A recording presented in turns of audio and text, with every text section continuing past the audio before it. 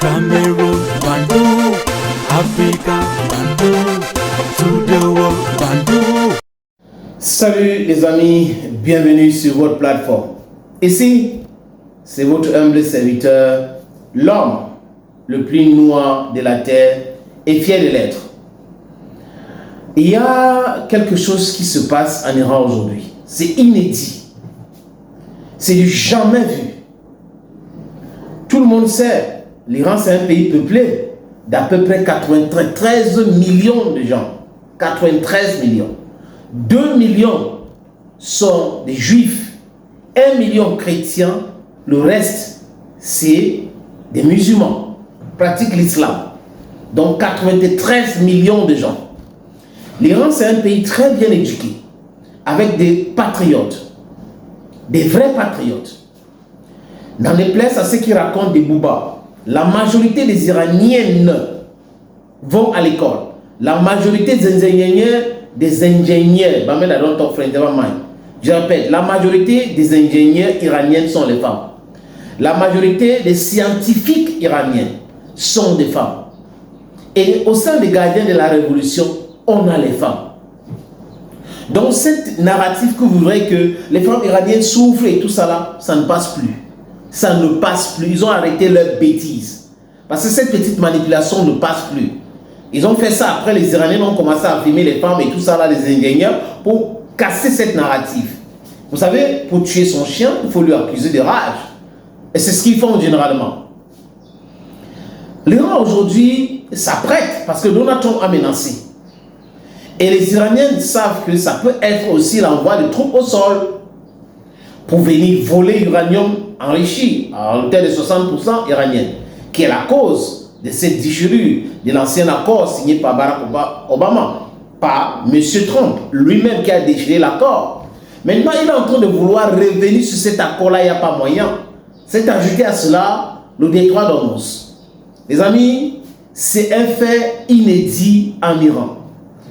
Pour continuer les amis, abonnez-vous ici. Abonnez-vous ici, commentez, partagez. C'est important, c'est grâce à vous. C'est les partages, les likes, les messages qui font en sorte que nos plateformes sont protégées.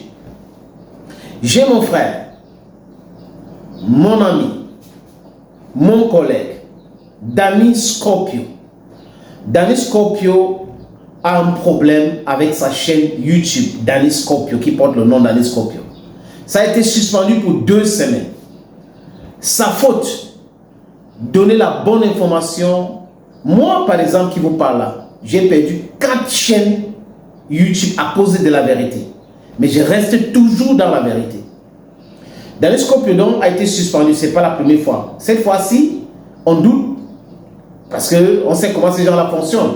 Les modus operandi, la chaîne peut être supprimée. Il a donc créé une nouvelle chaîne, Dayo Scorpio TV. D-A-Y-O Scorpio, S-C-O-R-P-I-O TV. Allez vous abonner sur la nouvelle chaîne de Danny Scorpio. Ceux qui me demandent, ton frère Danny Scorpio, il est là, il est présent. Il y a une nouvelle chaîne. Abonnez-vous massivement. Il faut que des milliers de personnes qui étaient abonnées dans l'ancienne chaîne et des milliers de personnes qui sont abonnées ici, pas de s'abonner là-bas. C'est un frère, c'est un ami. On est dans le même combat. Nous voulons la libération de l'Afrique. Nous sommes des souverainistes et on défend les faibles. On défend ceux qui sont dans la vérité. Et aujourd'hui, dans la vérité, c'est les Iraniens. En passant, nous avons une nouvelle chaîne Web TV qu'on a déjà créée. Bientôt, nous allons vous communiquer officiellement, mais c'est déjà là. On a les contenus qu'on met dedans. Les contenus, vous allez voir mon visage et le visage de Danny Scorpio. Donc, abonnez-vous, abonnez-vous, abonnez-vous, abonnez-vous. C'est très important, les amis. Continuez de vous abonner là-bas. Abonnez-vous davantage, c'est nécessaire. Parce qu'il y aura des bonnes choses que nous allons produire là-bas pour vous. En Iran, 23 millions de gens. J'ai dit 23 millions de jeunes gens. Les femmes, des hommes, des animateurs télé, des journalistes sont déjà prêts. 23. Et il y a des armes déjà entre leurs mains. On les apprend à manier ces armes-là, à utiliser ces armes. Les Kalachnikov. Donc, si Donald Trump veut que l'Iran soit son enfer. Ça sera pire que le Vietnam. Je répète encore, les amis, si par erreur, les États-Unis envoient les troupes au sol à l'Iran, ça sera pire que le Vietnam. Il y a 23 millions de gens en armes aujourd'hui en Iran. 23 millions de personnes formées en manier l'arme. Et parmi ce peuple, la majorité, c'est les femmes. La majorité, écoutez très bien, ce sont les femmes. Donc ces narratifs où on trouvait que les femmes iraniennes sont ceci, les femmes iraniennes sont cela, c'est du n'importe quoi. Les femmes iraniennes sont en train de démontrer que c'était juste de la propagande purement et simplement. Le peuple est debout pour défendre sa souveraineté. Et je convoque toujours l'histoire. Écoutez l'histoire, regardez l'histoire. Demandez aux gens si vous ne connaissez pas cette histoire. Connaître aussi la géographie d'un pays avant d'aller attaquer le pays. Connaître la mentalité des gens de ce pays-là. Parce que la mentalité iranienne, ce n'est pas la corruption, c'est la souveraineté. C'est les ressources naturelles qui appartiennent au peuple et qui doit servir le peuple. Il n'est pas question d'aller faire des deals pour plaire et prendre de l'argent et pendant ce temps le peuple souffre. Si l'économie iranienne est en difficulté aujourd'hui, c'est parce que l'Occident collectif a mis l'Iran sur l'embargo stupide, illégal, sur la base de rien du tout. Mais l'Iran a trouvé une solution à ce problème, le détroit d'Ormuz.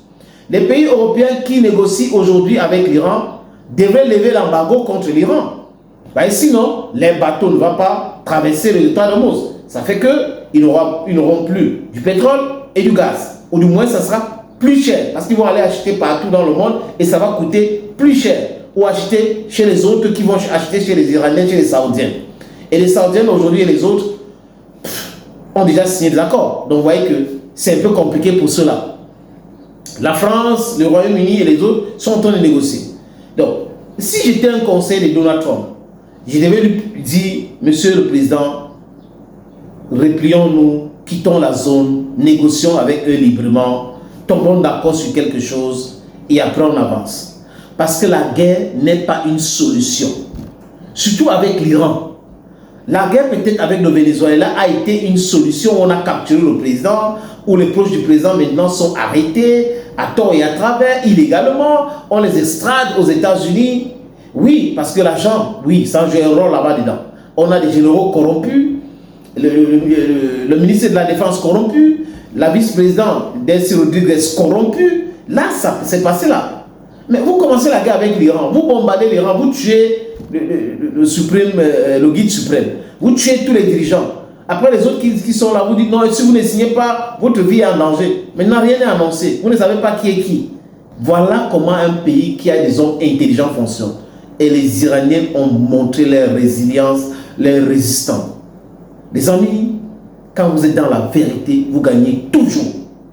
L'Iran a été toujours dans la vérité et l'Iran est en train de gagner. Mais l'Iran se prépare parce que l'impérialisme est un mauvais élève. Ils peuvent envoyer les troupes là-bas. D'abord, la géographie de l'Iran va jouer contre eux. Et encore, le peuple. Le peuple. Vous allez faire la guerre contre d'abord 23 millions des hommes et des femmes armés. Et maintenant, d'à peu près 1 million de gardiens de la révolution de l'armée régulière iranienne. Ça sera l'enfer pour les soldats américains. Allons,